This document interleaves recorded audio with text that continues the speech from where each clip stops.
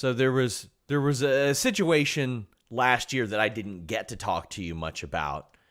John Moxley bringing up your name in an interview Oh, when you're yeah. being, quite frankly, criminally misused, and you did a bit of a hat tip on Twitter. I mean, I don't think anybody expected you to come out and bury the company that you were a part of, but it's one of those things where it's like, let somebody else give you the compliment so you don't have to yourself. And I mean, that's a pretty big friggin' compliment, having a guy who would go on to be AEW World Champion for most of this year saying, I wanted to work with that guy. I think we could have done cool stuff together. And he's sitting there saying, why isn't there more from this? Like, how does that feel for you going through what you were going through? Was that a little bit of validation? Was that like, see, motherfuckers, this is what I've been trying to say, or you guys are using me wrong? Or at that point, were you deflated? No, that helped a lot because I have such a high amount of respect for him and his work. And it was, I guess validation is a good word, that because I'm not going to be the guy that's going to complain on social Sure. media. I'm not going to be the guy that's, whine, bitch, and moan about anything. Like, I'm going to try to handle it the best I can, or I'm going to do what I think is necessary to get out of it. I'm going to do what I can myself, but that helped. So the people that knew were like, this makes sense. Okay. And the people that I still want people to think I wouldn't try, or that I would relegate myself to being subpar, because I would never do that ever. That's just not who I am.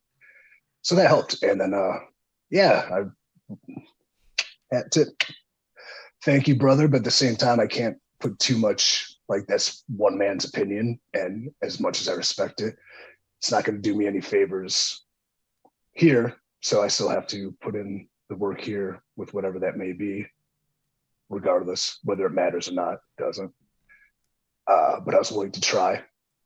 I mean, And then seeing that, like, real fast, the mention of that means that there's wide open facility to tell an amazing story with him down the road that is real, resonates, emotional, has moments.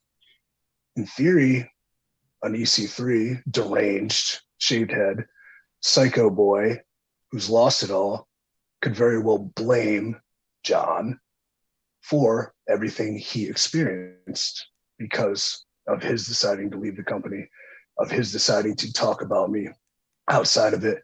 If that means we wind up rolling around in glass and barbed wire and throwing each other off things and just beating the living shit out of each other for the entire world to see, hopefully a packed arena someday, that's really cool. yeah, I think that's a good way to look at it, because we see John Moxley doing that type of stuff. I mean, he and Eddie Kingston had a history that, quite frankly, not nearly as many people knew about as they know about EC3 and John Moxley having history, because he said it on his first post WWE interview. So I mean, I think there's very clearly a lot of meat on that bone right there. Yeah.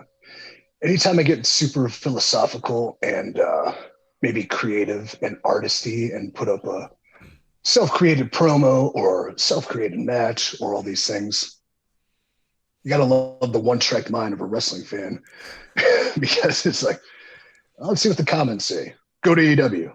Yes. Oh, all right. Why? Fight John Moxley. Okay, that's something I'm very interested in. Fight MJF. As opposed to seeing the art and the creation of it and the in-depth stories. You get that sometimes, and it's, I don't know if it's dissuading, maybe a little bit, but at the same time, that's what people want to see. Then that means there's box office to be made. When they told you that you were going to win that initial match against John Moxley, but it's going to be 2 minutes, are you like, all right, this is happening, some stuff is happening? At first I was like, really? And that was just right after he kind of agreed to, I'm not coming back. I'm not resigning. I'm like, well, I mean, that's fair. You don't do the favor on the way out, but at the same time, I would like it to mean something. Mm-hmm. And I think down the road, it maybe could have led to something. And then there was the one match that was like a few minutes, and it was a world finish. And then I thought it would progress into something that maybe I could have a star-making moment in a real match against one of the top talents in the industry, that he's on his way out. I'm on my way up, but didn't happen like that. So did that answer your question? I mean, sort of. 1 week later, they're retconning the whole thing. They're like, Matt, well, yeah, different result, 4 minutes. And it's, yeah. do you wonder, like, okay, are they just messing with him? Are they messing with me? Is that anything that even hits your brainwave? Because I think why I didn't like go, what the is because, they think you might be better off as a heel. I'm like, yeah, of course I am. Like, yeah. For real. Good scouting report, guys. Does that mean I can speak? Can I speak and explain why I'm not a good person? Can tell the weather from what I hear. Yeah, but I guess there were some apprehensions because we had matches on the live events that were, I think they were second on the card. They were good, solid matches. I was the protagonist. He was the antagonist, but he's had a 7-year run of incredible work that built his name up with a very loyal audience. And I was a new guy in yellow trunks with a muscular physique that people were like, I want to see it. Like, yay him, boo this new guy. And that makes sense. I would do the same. And I believe on the third match of that loop we had, I think we're in the middle of the match, and they're cheering him, they're booing me, and we kind of called the audible out there, like, let me take over as the aggressor and the villain in this scenario, and let's give them what they want, you being cheered. And we did it in the middle of it. Like, that's calling on the fly, that's reading the audience. That's what pros do. I guess it wasn't well received by somebody in charge, or misconstrued up the chain, and then the rest is history. But yeah, it was still a good match. I just showed why I should be a bad guy in this scenario, and he showed this is why I fight, and it was cool. And the live audience reacted accordingly, which I think is the point of what we do.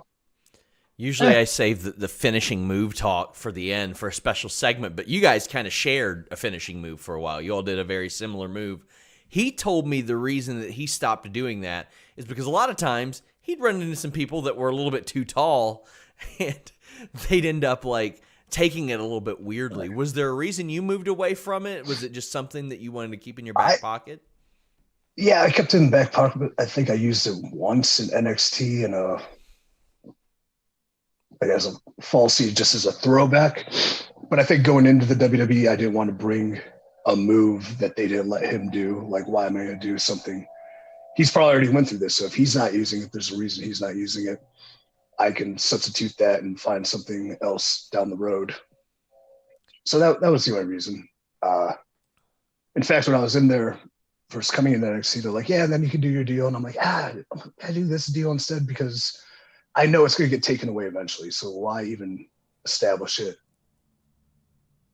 if we're not going to run with it? What were you using in NXT? I can't remember. Was it the TKO? Oh, TKO. Oh, that's a Derek Bateman callback. Nikki Bella gave you that move. She did, yeah. And then it was also an EC3 falsie in Impact and TNA days too. But it's cool. It's easy. I like to pretend that Nikki Bella passed it down to you, the rack attack. She just, I gift you this. You gave me a bag of change. Here is your new finishing maneuver. Well, thank you. How kind.